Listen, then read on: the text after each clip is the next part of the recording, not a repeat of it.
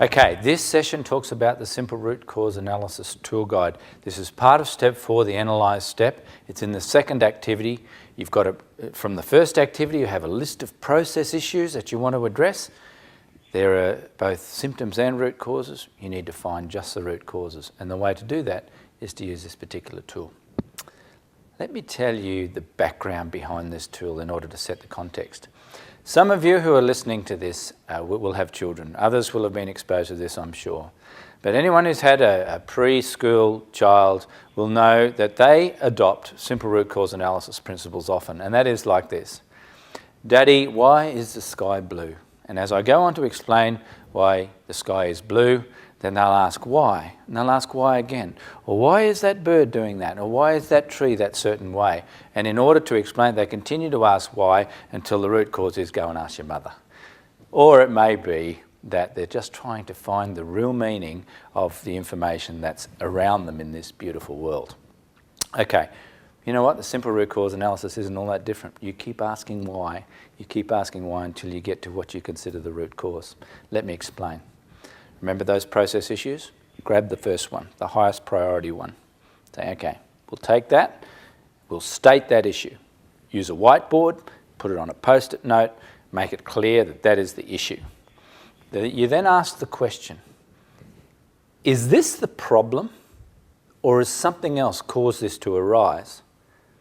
And so you've got now a decision. If it's the problem, then you've discovered a root cause. You transfer that and you write down, we've got our first root cause, this is the problem.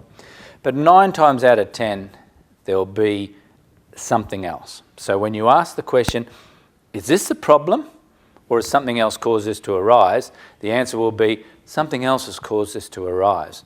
And so you then say, well, what has caused this to arise? And you continue to ask that question and you begin to list, what are the reasons why this issue has happened? So think of it as a type of diagnosis. Let's draw an example from the workplace where you have a problem with a particular process. You're able to look at it and say, well, it's manifesting itself because we're unable to produce the 100 widgets we need. Why? Okay, so the issue is the 100 widgets aren't being able to be produced. Is that the problem or has something else caused it to arise? The 100 widgets not being able to be produced is a symptom of the problem. So there are reasons why that has arisen. So you ask the question, is that the problem or something caused that to arise?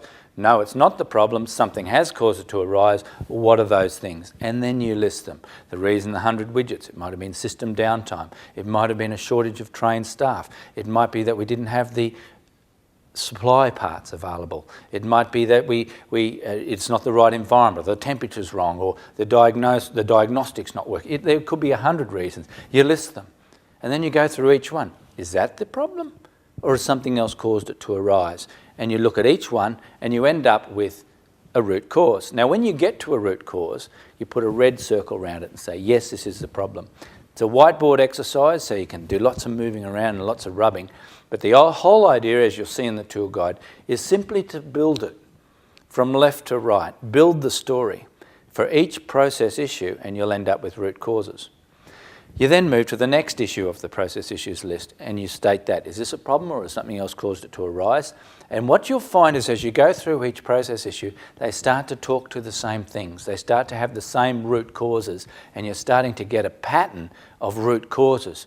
That is gold. That is improvement gold. That is what you want, is a whole bunch of process issues that start to point to the same root causes. Because if you start to focus on those root causes, then you're probably going to be in a good place.